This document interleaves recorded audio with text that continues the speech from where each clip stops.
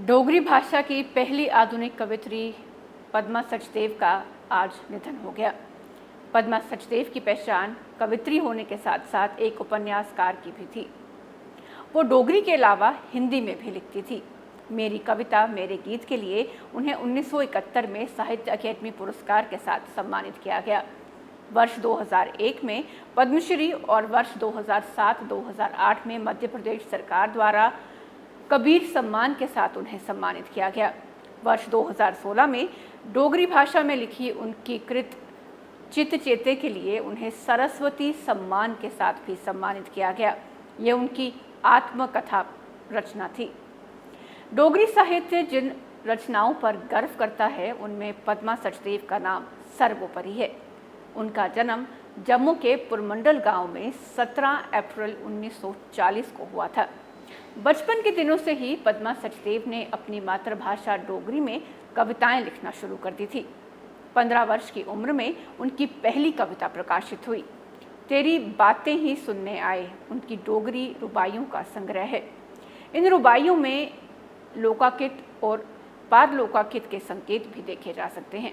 पद्मा सचदेव की ये रुबाइयाँ मन के एकांत को टटोल कर रची गई हैं। विशेषकर एक भावनात्मक स्त्री की हृदय की सभी भावनाओं को ये अभिव्यक्त करती हैं। इसके साथ ही पद्मा सचदेव ने हिंदी सिनेमा के लिए गीत भी लिखे। मेरी कविता मेरे गीत, मैं कहती हूँ आखिन देखी, अमराई, फिर क्या हुआ, जम्मू जो कभी सहारा था, इसके अलावा तवी ते चना, नेरियाँ गलियाँ, पोता पोता निम्बल, उत्तर बैनी, तैंथियाँ, गोद भरी तथा हिंदी में एक विशिष्ट उपन्यास अब न बनेगी देहरी भी उनकी प्रकाशित हुए, जिन्हें की काफ़ी लोकप्रियता हासिल हुई। जम्मू के कई साहित्यकारों ने और कला जगत से जुड़े प्रेमियों ने पद्मश्री पद्मा सचदेव के निधन पर अपना दुख और अफसोस प्रकट किया है। पद्मा सचदेव जी के बारे में बोलने से पहले मैं मोहम्मद यूसुफ टैंक के एक जुमले से शुरू करना चाहता हूँ। मोहम्मद यूसुफ टैंक साहब ने एक दफ़ा कहा कि कश्मीरी में हम लता मंगेशकर जी से एक भी गीत नहीं गवा पाए, हमें क्या हो गया, हम में से कोई नहीं है क्या कि जो लता मंगेशकर जी से गीत गवा सके। और पद्मा सचदेव जी ने उस वक्त जब लता जी अरूज पे थी एक पूरी कैसेट जो है वो डोगरी गीतों की करवाई, और उससे डोगरी गीतों के अंदर जो गनायत है, उसके अंदर जो नगमगी है, जो मेलोडी है, उस तक लोग पहुंचे, हम भी पहुंचे, आप भी पहुंचे और गैर लोग पहुंचे। हम जिस डिपार्टमेंट में काम करते हैं यहाँ आए दिन राइटर से वास्ता रहता है। हमें मालूम होता है कौन क्या लिखता है, कैसा लिखता है और वो किस नौयत का है, किस दर्जे का है। लेकिन कुछ ही लोग होते हैं जो हाथ की 5 उंगलियों पर भी नहीं गिने जा सकते, जिनकी तहरीरों को ज़माना पसंद करता है, लोग पसंद करते हैं। बनकर भी हाल और मुस्तकबिल में वो लोग याद आते हैं, जीते रहते हैं। कितनी शख्स आज हमारे अंदर वेदपाल दीप नहीं है, किशन समैलपुरी साहब नहीं है, खूबसूरत हमने उनके बोल सुने हैं। आज तक हमने उर्दू वालों के वैसे नहीं सुने। जब वो बोलते थे लोग कलेजा पकड़ के बैठ जाते थे कि शख्स क्या कहने वाला है। लेकिन ये चीज़ें हैं कि ऐसे लोग बहुत कम होते हैं और लाखों में 2 या 3 बल्कि 1 तो ये हमारे में इंट्रालिंगुअल कॉन्फ्रेंस थी, उसका इंचार्ज था। उनको भी इनवाइट किया गया तो हमने इनको रिसीव किया, शायद आपने जाके लाया हो। कल पद्मा सचदेव जी 7:30 छोड़िए चली गई हैं। ये सारे डोगरें आस्ते और जम्मू प्रदेश के सब लोगों आस्ते, डोगरें आस्ते बड़े दुख की गल है। उनका जिहड़ा जाने कन्नै नुकसान होया है उसकी पूर्ति नहीं की जा सकती। सिर्फ डोगरी का नुकसान नहीं होया, सिर्फ जम्मू का नुकसान नहीं होया, ये सारे हिंदुस्तान का और सारे भारतीय साहित्य का नुकसान होया। उन्हें डोगरी वास्ते ऐसे ऐसे काम किए जिहड़े पहले बारी होए। उन्हें हमेशा नवे रस्ते बनाए जिहदे पर बाकी लोग चलते रहे। वो डोगरी दियां पहलियां महिला कवि हियां। उस वक्त उन्हें कविता स्टेज उपर आनियां अपनी सुनाई जिस वेले जम्मू दियां डोगरा लड़कियां घरा बाहर भी घट निकलदियां हियां ते इयै ने साहित्यक कार्यक्रम ते जाने के बारे सोच भी नहीं सकदियां।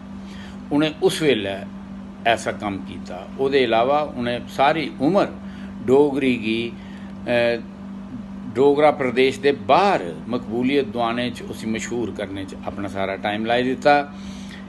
तुस चेता करो कि उन्हें जेड़े गीत गवाए डोगरी दे लता मंगेशकर कोला, उन्हें डोगरी की किन्ना लोकें च मशहूर किया, किन्ने लोकें तक पजाया डोगरी का, उहदे कन्नै किन्ना विकास होया।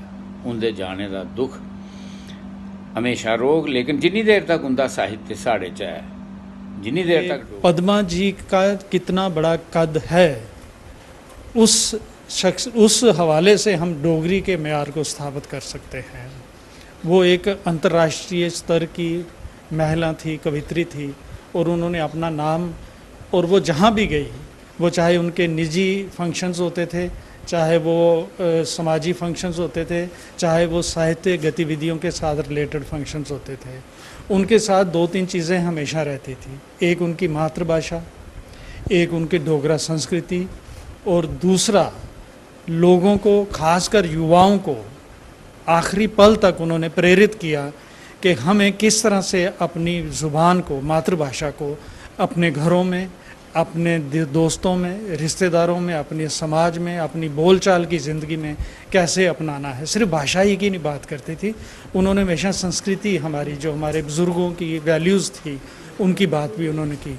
दूसरी बड़ी बात जो जिसका जिक्र आपने किया कि उन्होंने अपने लिरिक्स, जो उन्होंने डोगरी में पोइट्री लिखी, उनको जब हमारे जो लीजेंड सिंगर्स हैं, जिसमें लता मंगेशकर जी हैं, आशा भोंसले जी हैं, महेंद्र कपूर जी हैं या भूपिंदर जी हैं, जब इन्होंने अपनी आवाज़ दी पद्मा जी के गाए कविताओं को, उनके गीतों को, तो वो आवाज़ आज से 50 साल पूर्व से लेकर अब तक उसी तरह लोगों के दिलों में बसी हुई हैं। उनके गीत आज भी युवा जो हैं वो गुनगुनाते हुए दिखेंगे। और उनके लिखे हुए गीत जो लता मंगेशकर जी ने गाए हैं, उन्हीं को सुन सुन के हम बड़े हुए हैं, और उन्हीं को गा के हम भी इस क्षेत्र में, गायन के क्षेत्र में आए हैं। तू मल्ला तू लोक पन्नन ठीकरियाँ बदाम पन्ना तू, और निकड़े फंगड़ू उच्ची उड़ान जाइए थम्बना किया शमान। ये जो गीत उन्होंने लता मंगेशकर जी के मुंह से गवा के ये अमर कर दिए हैं। और इसी तरह से पद्मा सचदेव जी के ये, इनके अलावा उन्होंने बहुत ही काम किया है जिसको हम तो गिन नहीं सकते। डोगरी के अलावा उन्होंने हिंदी में भी बहुत काम किया है, क्योंकि वो एकमात्र जम्मू की पहली कवित्री होने का गौरव उनको प्राप्त है। 10 साल की उम्र से, जब वो समय था जब महिलाओं को, लड़कियों को घर से बाहर निकलने की इजाज़त नहीं होती थी, और पद्मा सचदेव जी पहले घर में बैठ के लेखन करती थी। और तब हमारी जम्मू में डोगरी संस्था करण नगर में रामनाथ शास्त्री जी वहाँ पे के प्रेसिडेंट थे। तब जो गोष्ठी होती थी, साहित्य गोष्ठियाँ, पद्मा जी वहाँ पे जाना उन्होंने शुरू किया 10 साल की उम्र में, और अपनी कविता का पाठ वहाँ पे करना शुरू किया, और वहीं से उनको प्रोत्साहन मिला, और आगे जाके उन्होंने इतना नाम कमाया। और मैं समझता हूँ कि डोगरी ज़बान ने एक उसकी बहुत बड़ी शख्सियत खो दी है, बहुत बड़ी वकील खो दी है, क्योंकि जो डोगरी को 8वें शेड्यूल में लेने की जंग थी, उसमें वो पेश थी, सबसे आगे झंडा लेके चल रही थी।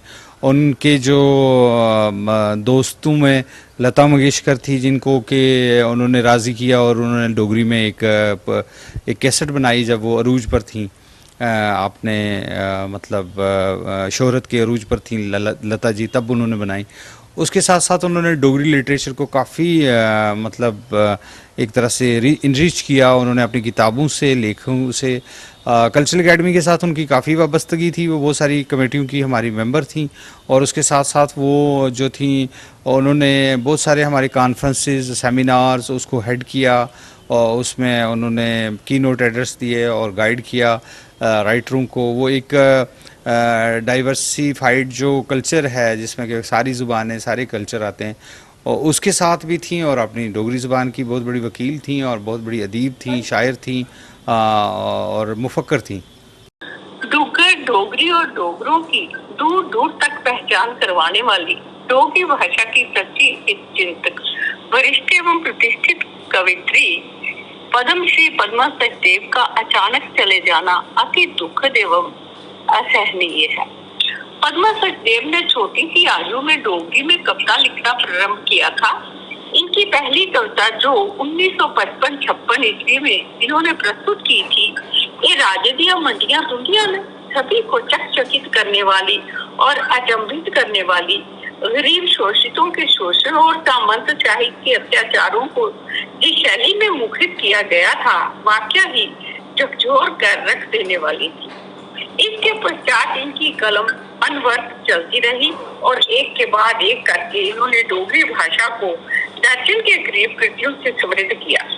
इनकी कविता में कहीं नारी के प्रति सामाजिक परंपराओं का क्रूर रवैया और कहीं नारी की कोमल आशाओं और भावनाओं के प्रति पुरुष वर्ग की लापरवाही और उसके शोषण के उद्गार, कहीं देश प्रेम और मातृभाषा तथा मातृभूमि के प्रति अथाह लगाव इत्यादि इंद्रधनुषी रंगों का खूबसूरत चित्रण मिलता है। डोगरी के अतिरिक्त पद्मा सचदेव ने हिंदी भाषा में भी मार्का खेद रचनाएं लिखी और खूब नाम कमाया। इनका डोगरी उपन्यास एक ही सुखी डोगरा समाज की, संस्कृति की और अपने समय के परिवेश की अक्कासी करने में महत्वपूर्ण भूमिका निभाता है। देश भर में और विदेशों में भी डोगरी भाषा की नुमाइंदगी करने के कारण इन्हें डोगरी का राजदूत भी कहा जाता है। इनकी इन सेवाओं को देखते हुए इन्हें राष्ट्रीय और अंतर्राष्ट्रीय सतह के कई इनामों, पुरस्कारों और सम्मानों से नवाजा गया है। आज इनके अचानक देहावसान से साहित्य जगत और विशेषकर डोगरी जगत को बहुत बड़ी क्षति पहुंची है, जिसकी पूर्ति कतई संभव नहीं। अंततः हम उनको सच्ची श्रद्धांजलि इसी से दे सकते हैं कि उन्होंने डोगरी भाषा और साहित्य को लेकर जो सपने संजोए थे, उनको साकार करने का ध्येय सामने रखें और उनके द्वारा बनाए गए मार्ग को प्रशस्त करते रहे। धन्यवाद।